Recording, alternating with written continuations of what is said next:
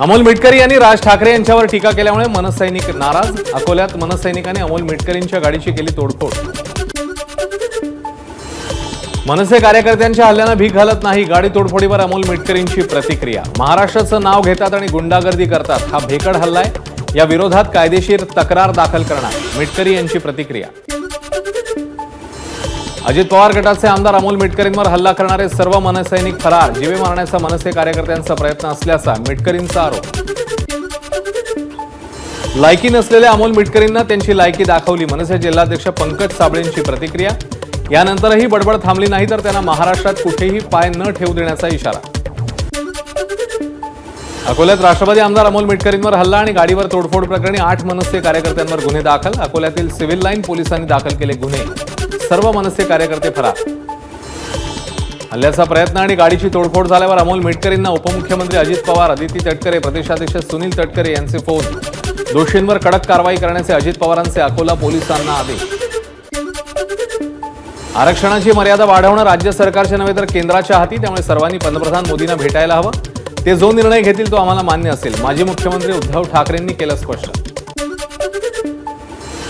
मातोश्री बाहेर केरे पाटील यांनी केलेल्या आंदोलनामध्ये कल्याणमधल्या भाजपचा पदाधिकारी, ठाकरे गटाचे जिल्हा समन्वयक हर्षवर्धन पालांडेंचा आरोप। ठाकरे गटाच्या शाखा प्रमुखांची उद्या मुंबईच्या वांद्रे येथील रंगशारदामध्ये बैठकीला पक्षप्रमुख उद्धव ठाकरे उपस्थित राहणार। विधानसभा निवडणुकीच्या पार्श्वभूमीवर बैठक होणार। आगामी विधानसभा निवडणुकीत अंधश्रद्धा निर्मूलन समितीचा महाविकास आघाडीला पाठिंबा, अंधश्रद्धा निर्मूलन समितीचे श्याम मानव यांची माहिती। वरळीमध्ये ठाकरे गट आणि मनसेत राडा, वरळीचं राजकीय वातावरण तापलं। जांभोरी मैदानात सुरू असलेल्या अनधिकृत बांधकामावरून दोन्ही गट एकमेकांना भिडले। संतोष दुरी आणि संदीप देशपांडे घटनास्थळी गेले असताना झाली बाचाबाची। उरणमधील पीडितांबद्दल चकार शब्द न बोललेल्या सुप्रिया सुळे दररोज दादांबद्दल कपोलकल्पित बाष्कळ विधानं करून चर्चेत राहण्याचा प्रयत्न करतात, त्यांना मुख्यमंत्री पदाचे डोहाळे लागलेत, रुपाली चाकणकरांचा सुप्रिया सुळेंना टोला। उरण हत्याकांडातला संशयित आरोपी दाऊद शेखला कलबुर्गीतनं अटक। 25 जुलैच्या सीसीटीव्ही फुटेजमध्ये दाऊद शेख तरुणीचा पाठलाग करताना दिसला होता। उरण हत्याकांड प्रकरणी ताब्यात घेण्यात आलेल्या मोहसिनला चौकशीनंतर सोडून दिलं। कर्नाटकातनं मोहसिनला मुंबई पोलिसांनी घेतलेलं ताब्यात। आरोपी दाऊदकडून यशश्री शिंदेच्या हत्येची कबुली, तर यशश्रीच्या चेहऱ्यावरील जखमा जनावरांनी केल्या असाव्यात, अतिरिक्त पोलीस आयुक्त दीपक साकोरेंची माहिती।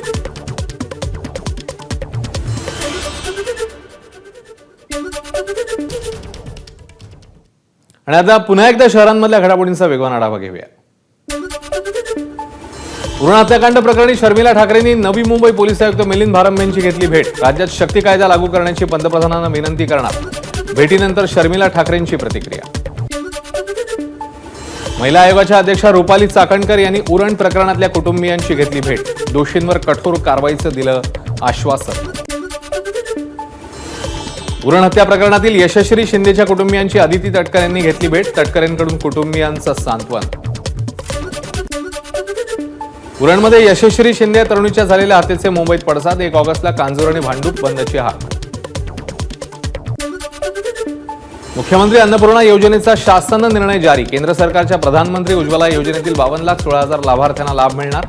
लाडकी बहीण योजनेच्या लाभार्थ्यांच्या कुटुंबांना वार्षिक 3 गॅस सिलेंडर मोफत। मुंबईतील डिजिटल होर्डिंग्सवर लवकरच बंदीची शक्यता, वाहन चालक आणि पादचाऱ्यांच्या डोळ्यांना त्रास होत असल्याने डिजिटल होर्डिंग्सवर बंदीची पालिकेने नेमलेल्या समितीची सूचना। पश्चिम रेल्वेच्या गणपती स्पेशल गाड्यांचं बुकिंग फुल, अवघ्या 5 मिनिटात 258 गणपती स्पेशल ट्रेनचं बुकिंग फुल। वेटिंग लिस्ट 700 ते 800च्या घरात, वाढती मागणी पाहता रेल्वे आणखी गाड्या सोडण्याची शक्यता। भिवंडीच्या कशळी ग्रामपंचायत हद्दीत सरकारी जमिनीवर बांधण्यात आलेल्या 5 इमारती तोडण्याचे उच्च न्यायालयाचे आदेश। फ्लॅट धारकांना नुकसान भरपाई म्हणून 8 कोटी देण्याचे आदेश। विधानसभेत मराठा समाजाचे 50 वाघ तरी गेले पाहिजेत, जरांगेंचं वक्तव्य, तर मराठा बांधवांना विधानसभेच्या तयारीला लागण्यास सांगितल्याचीही जरांगेंची माहिती।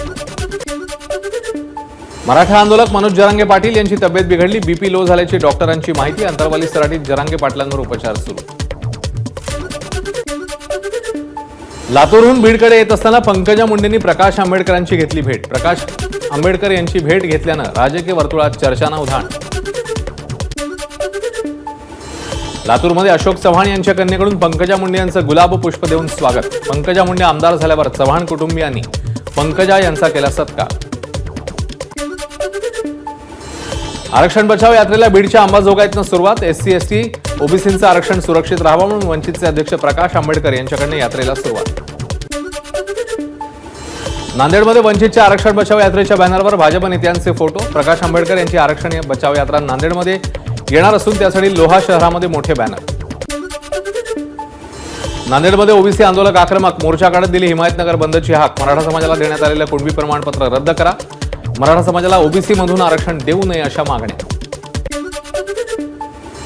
दीक्षाभूमीवरील भूमिगत पार्किंगचा खड्डा 20 सप्टेंबरपर्यंत बुजवून परिसराचं सपाटीकरण करा.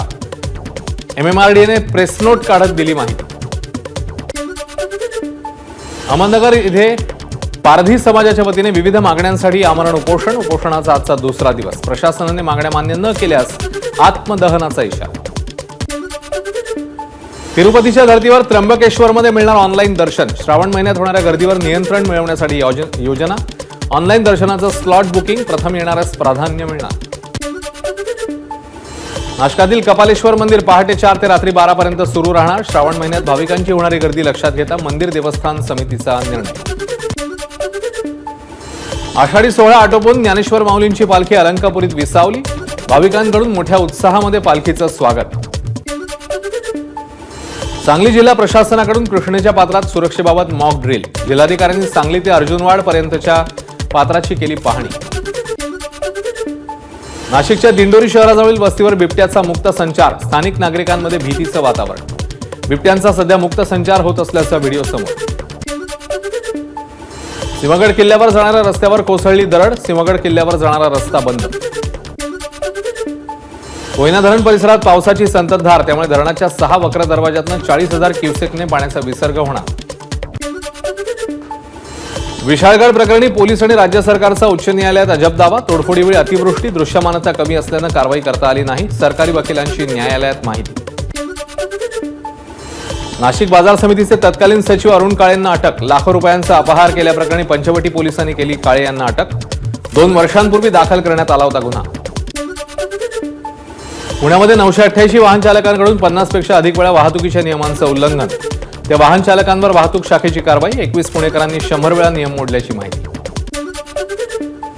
पिंपरी चिंचवड अपघात प्रकरणी दोन्ही चालकांना अटक. वाहतुकीच्या नियमांचं उल्लंघन करत विद्यार्थ्यांच्या जीवाशी खेळ केल्यामुळे पिंपरी पोलिसांची कारवाई.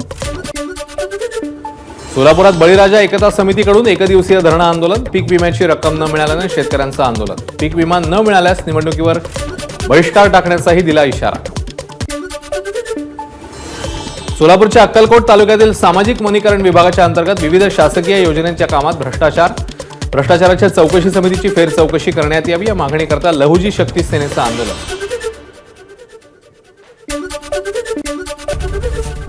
एबीपी माझा, उघडा डोळे बघा नीट.